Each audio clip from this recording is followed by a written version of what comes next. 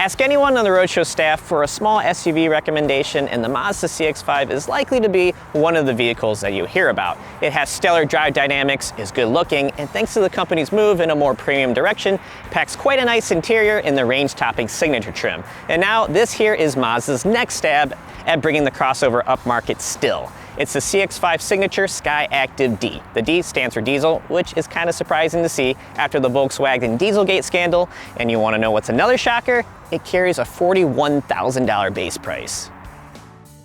Minus the Skyactiv-D badge on the rear liftgate, the diesel-powered CX-5 looks identical to its gas-burning counterparts. Its massive grille, sloping nose, and subtle body lines well highlighted by a soul red paint job make for what is arguably the handsomest entry in the class.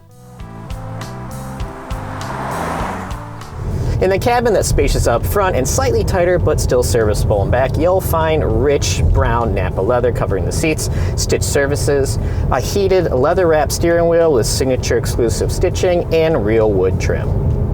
Other premium goodies include heated and cooled front seats, navigation, a 10-speaker Bose audio system, head-up display, and 360-degree camera.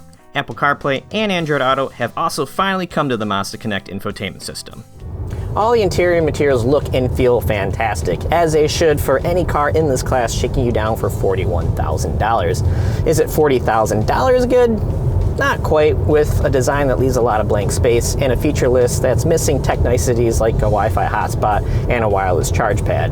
But for an up-close look at the infotainment and safety tech features that are in the CX-5, you can find that in a standalone tech check video.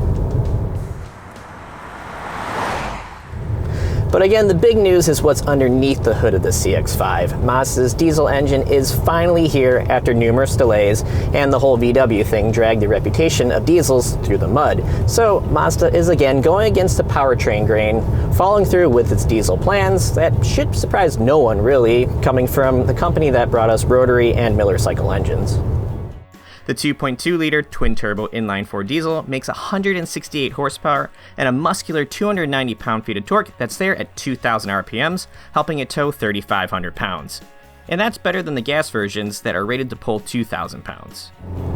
The engine itself, from a power delivery and harmonic standpoint, is very impressive. There's still some diesel garble when you're rolling onto the throttle, but there's no shake, and it's potent down low in the rev range, and smooth running up to the 5,500 RPM redline, which is high for a diesel.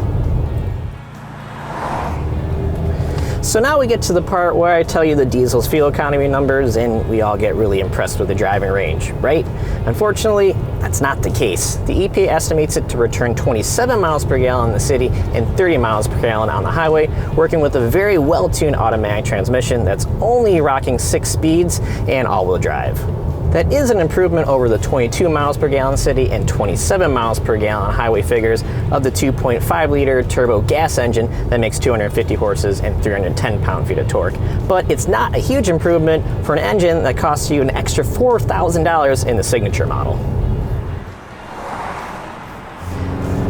Dynamically, the CX-5 remains more fun to drive than most entries in the segment. It has reasonably quick and communicative steering, controlled lean at turn-in, and a healthy helping of grip on the 19-inch wheels to make it quite a bit of fun to wheel around. Other than being a little firmer over bumps, the ride is solid and comfortable enough that it won't turn off most shoppers in the segment. So the 2019 Mazda CX-5 Diesel has some stuff going for it. The engine is smooth and punchy down low, it can tow more, and packs slightly better fuel efficiency in a stylish near luxury package. The downside is that fuel efficiency isn't substantially better than the gas power plant, and a $41,000 price tag makes it a tough sell to most people. However, the small group of diesel diehards out there will likely be fine with its shortfalls and open their wallets wider just to get one. And with the diesel-powered Chevy Equinox and GMC Terrain disappearing for 2020, the Mazda dealer will be the only game in town to get an oil burner in this class of SUV.